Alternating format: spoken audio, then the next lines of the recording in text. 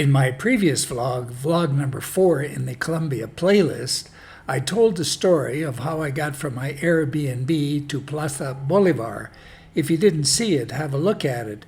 In this vlog, vlog number 5, I enter into the cathedral and I walk around the entire plaza, and I'm in awe of Simón Bolívar and what he accomplished in South America. I love history and architecture, and I'm fascinated by what the Spanish did in South America. So let's go to the cathedral. Finalmente, estoy en la Catedral de Bogotá. Okay, finally I'm here. And my first impression is it's incredibly underwhelming. Incredibly underwhelming.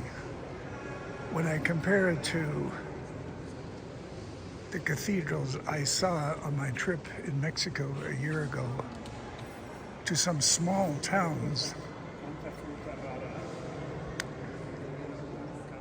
this is nothing. But it is what it is. Yeah, I'm pretty well stunned at the simplicity of the architecture here. Shall I go on? No, I think I've made my point. So let's just enjoy what there is. Last year, while I was studying Spanish in Oaxaca de Juarez, I went to Tlacolula, a market town about 30 kilometers away. A small town, which is really very busy on this market day every Sunday. And this is what I found in the church, which blew me away.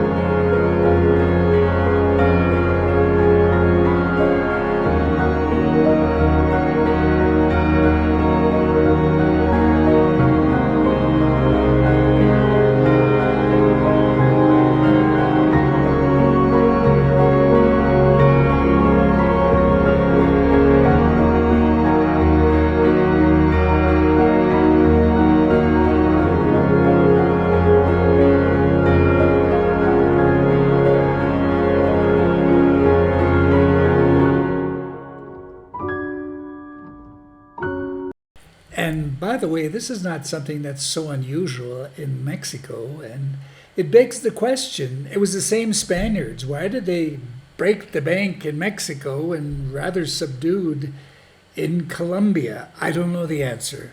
Or maybe it was just access to the nearest gold mine. The dome. I can't see the screen, so I hope it's getting it. Wow, I can't believe how plain this cathedral is. Okay, I promised I wouldn't go on about that, but I did. There it is.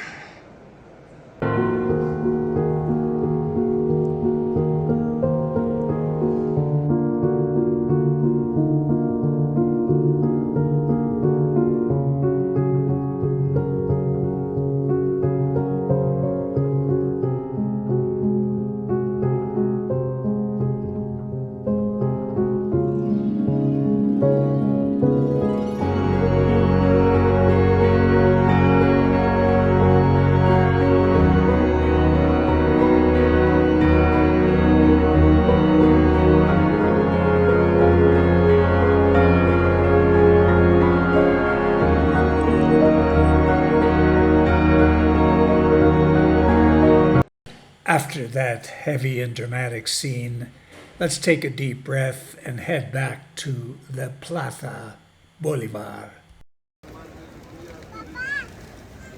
Simón Bolívar, surrounded by pigeons. Now, Simón Bolívar was known as the liberator of South America. He was Venezuelan. And in and around 1820, he led the movement which defeated the Spanish in the New World. And that went on to create the South American countries of Venezuela, Peru, Colombia, and the country that he was named after and where he was president, Bolivia. So Simón Bolívar, the liberator of South America. I was underwhelmed with the Basilica, and I am again underwhelmed by this statue of Simón Bolívar. I would have expected it would be twice as big. I mean, this man liberated a lot of people from the Spanish, who had conquered all of South America apart from Brazil, which was conquered by the Portuguese. I'm very impressed with this plaque on the statue of Simón Bolívar, where he's holding the decree which declares the liberation of slaves in South America. Unfortunately, it doesn't have a year, but that is really something. Look at that. The white man exerting his power over the colonial slaves. Simón Bolívar, the liberator. Another plaque shows Bolívar, Independencia, the independence of South America. I don't know whether you can tell, but this was a pretty profound moment for me.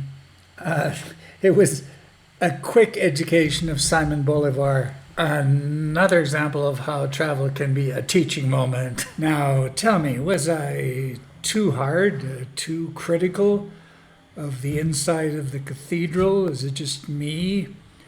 What did you think? Leave a comment, please. Thank you.